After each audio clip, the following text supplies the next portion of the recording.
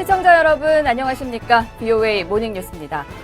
첫 소식입니다. 마이크 폼페오 국무장관이 미북 실무협상 재개를 앞두고 완전한 비핵화가 협상 목표임을 다시 확인했습니다. 또 북한에 대한 체제 안전 보장이 이루어져야 한다는 점도 언급했는데 아직 미북 실무협상 재개 일정은 알려지지 않고 있습니다. 박형주 기자입니다. 마이크 폼페오 국무장관은 북한 비핵화와 관련해 올바르고 충분하며 완전하게 검증할 수 있는 방식으로 이루어져야 한다고 밝혔습니다. 폼페오 장관은 12일 미 라디오 프로그램과의 전화 인터뷰에서 이런 비핵화 목표를 달성할 수 있다면 진정한 역사적 업적이 될 것이라고 강조했습니다. 미북 실무협상 재개를 앞두고 일각에서 핵 동결론을 제기하고 있는 가운데 미 정부의 협상 목표는 최종적이고 완전히 검증 가능한 비핵화, 즉 FFVD라는 원칙을 재확인한 겁니다. 폼페오 장관은 또 양측이 바라는 최종 상태인 공동 목표와 달성 방법에 대해 도널드 트럼프 대통령과 자신이 북한 김정은 위원장 등과 긴 대화를 통해 논의했음을 상기시켰습니다. 그러면서 북한 주민들의 더 나은 삶과 함께 북한이 필요로 하는 안전 보장이 갖춰지도록 확실히 해야 한다고 밝혔습니다. 체제 안전 보장에 대한 폼페오 장관의 공개적인 언급은 북한이 판문점 회동을 전후해 제재 해제보다 체제 안전 보장이 더 중요하다는 메시지를 발신하고 있는 가운데 나온 겁니다. 한편 트럼프 대통령은 이날 백악관에서 기자들에게 김정은 위원장과의 좋은 관계를 거듭 과시했습니다. You don't have a man testing nuclear anymore. You have a man, wait. You have a man that was so happy to see me. That's a good thing, not a bad thing. 트럼프 대통령은 그러면서 자신의 취임 초기 김 위원장을 상기시키며 오바마 정권 아래에서 그가 한 일이라고는 핵무기를 실험하고 산을 폭파하는 것이었지만 지금은 그러지 않는다고 강조했습니다.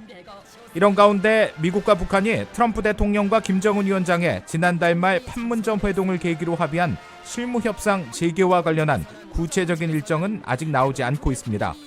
폼페오 장관은 판문점 회동 직후 7월 중순 무렵 협상이 다시 시작될 것으로 예상한다고 밝힌 바 있습니다. BOA 뉴스 박형주입니다. 미국 재무부가 대북 금융거래주의보를 발령하고 미국 금융기관들에게 대북 금융제재에 대한 확고한 이행을 당부했습니다. 북한은 자금 세탁과 테러 자금 문제에 있어 8년 연속 대응 조치가 필요한 나라로 지목되고 있습니다. 함지아 기자입니다. 미국 재무부 금융범죄단속반은 지난 12일 발표한 금융거래주의보에서 북한이 자금 세탁 방지 기구 FATF로부터 대응 조치가 필요한 나라로 지정됐다는 사실을 상기시켰습니다. 이번 주의보는 지난 3월 이후 약 4개월 만에 나온 것으로 전체 14페이지 가운데 5페이지에 걸쳐 북한 문제를 명시해 북한과의 금융거래에 대한 경각심을 높였습니다. 주의보는 북한이 자금 세탁, 테러 자금 조달 척결과 관련된 중대한 결함을 해소하지 못하고 있다는 자금 세탁 방지 기구의 지난달 12일 공개 성명도 소개했습니다. 북한은 국제 금융 체제에 심각한 위협을 가하고 있어 우려되며 즉각적이고 의미 있는 방식으로 이들 결함들에 대처할 것을 촉구한다는 내용입니다. 주의보는 또 북한에 가해진 유엔 안보리 차원의 대북 제재 결의를 소개하면서 북한과의 새로운 합작 사업 설립과 더불어 유엔의 사전 승인이 없는 북한 은행과의 거래 또는 대리 계좌 개설 등이 금지된다는 내용을 사례로 제시했습니다.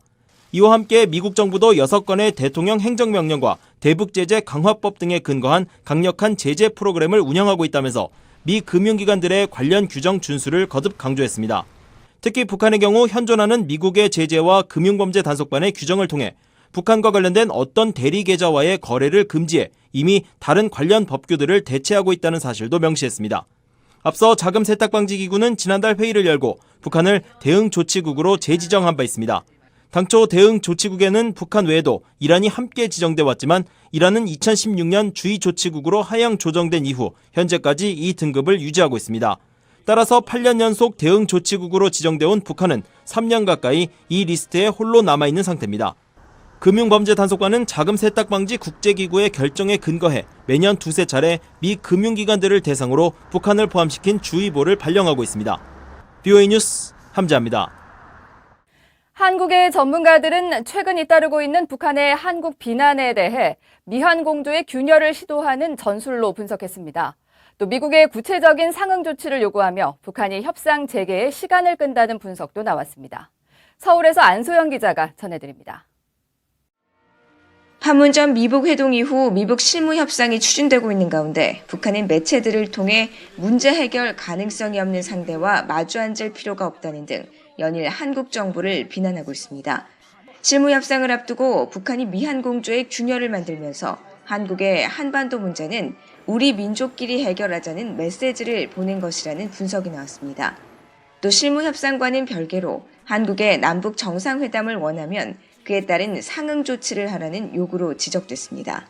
한국한테 줘야 될 게 결국 정상회담인데 결국 김정은 위원장이 이제 남한을 와야 되는 상황인데 북한이 줄 수 있는 가장 큰 카드이기 때문에 그냥 뭐 쌀 몇만 톤에 뭐 이런 거 가지고는 안 되고 굉장히 큰 거를 얻어야 되고 그거는 한국을 속하게 하면 더 큰 걸 얻어낼 수 있다는 판단을 가질 수 있겠죠.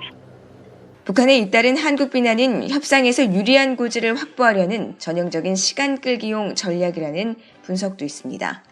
뭐 2, 3주 내로 하기로 했으면 바로 응해야 되는 거죠. 그게 어떻게 보면 협상에 있어서 가장 기본적인 신의 성실의 원칙, 굿페이스라고 하는 신의 성실의 원칙에 부합하는 건데 북한은 그러한 협상 절차와 관련해서도 시간을 지연하면서 자신들에게 보다 유리한 협상을 이끌려고 하는 그런 모습을 보이는 거죠.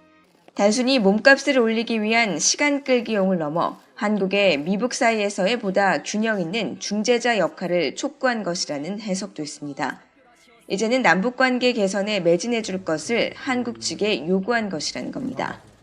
남북관계의 어떤 이행이라든가 어떤 남북관계에 대한 특별한 어떤 것들을 만들기 위한 어떤 노력을 좀 해달라는 그런 어떤 강조 이런 것들이 역사적으로 나타나고 있다고 봐야 되겠죠.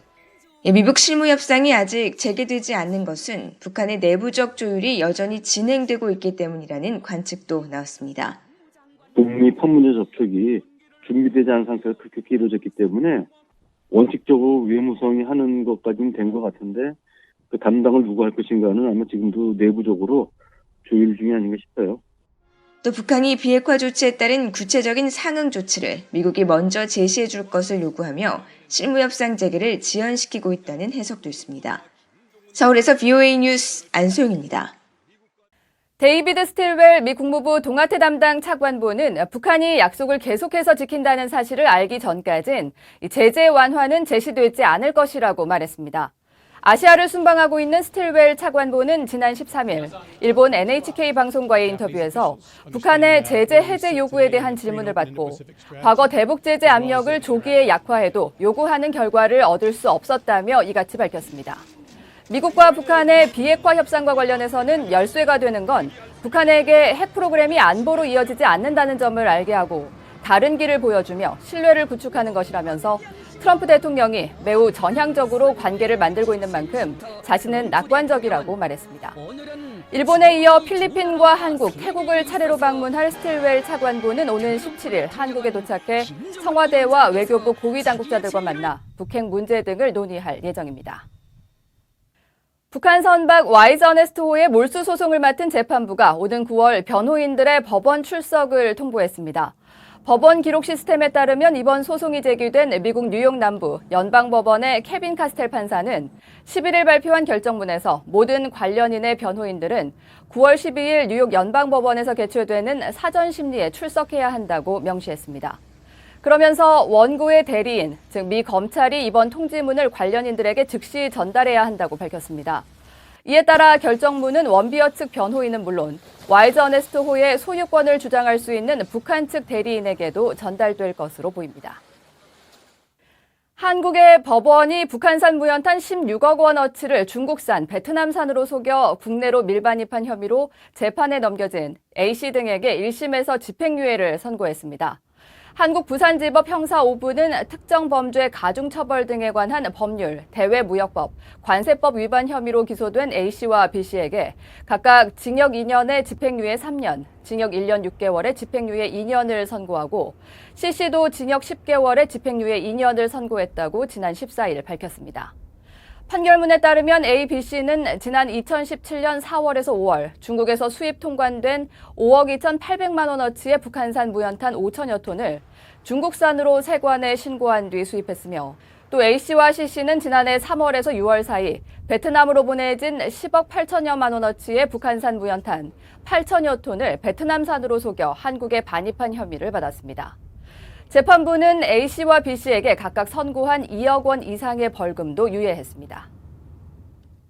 이상으로 VOA 모닝뉴스를 마칩니다. 시청해주신 여러분 고맙습니다.